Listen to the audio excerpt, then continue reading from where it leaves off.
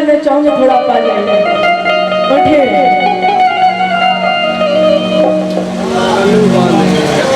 गोलू जी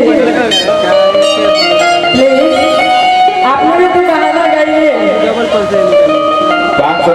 मैं जानता था कि आप बस अतिथि के साथ ऐसे ही नहीं होता है कि दोस्त हो। सूरत से आई है मेरा पुराना से। अच्छा पुराना बा मांटू जी के फ्रेंड हम सुनिए जो मैं सच हूँ वो बोलता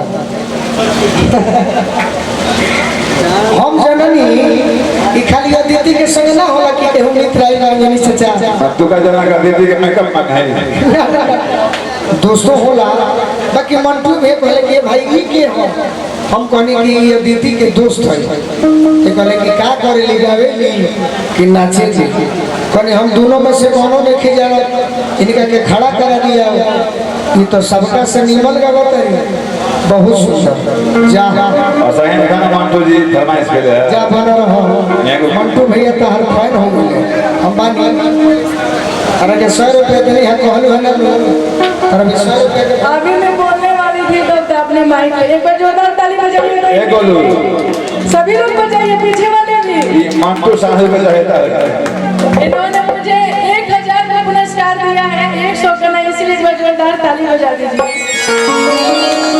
ये गोपाल चाचा जी के लड़के हैं क्या?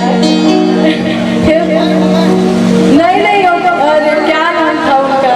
तो हम तो के सब को चिन्ह करो। आई एम सॉरी थोड़ा फेस नहीं याद था। अच्छा बहुत लाल पकाता है बहुत ऊपर तक लगे उनका चेहरा के आदमी 10 होला मारो मारो मारो ई गोपाल चाचा के भतीजा हो जौन हमनी के बुलौले बड़े चाचा चल गए तबियत ठीक ना रहे चाची के बाकी गीत बहुत सुंदर। Thank you.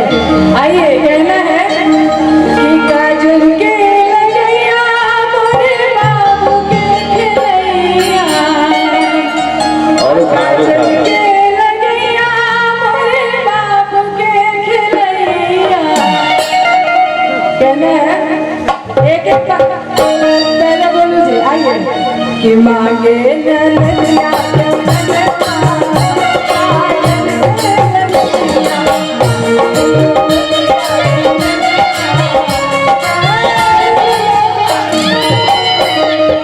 इतना अच्छा डांस करते शर्मा रहे हैं पहली बार हम। अरे गोलू ना माइक गुजराती भाषा अरे गोलू ए चाचा गोलू मांटू जी की इज्जत कर दे तो उनको सहायता होगा दिखे चाहती हो डांस इधर है तब गुजराती समझ नहीं पड़े।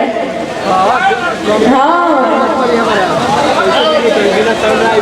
नहीं है गुजराती समझ पड़े आइए कि मांगे ननदिया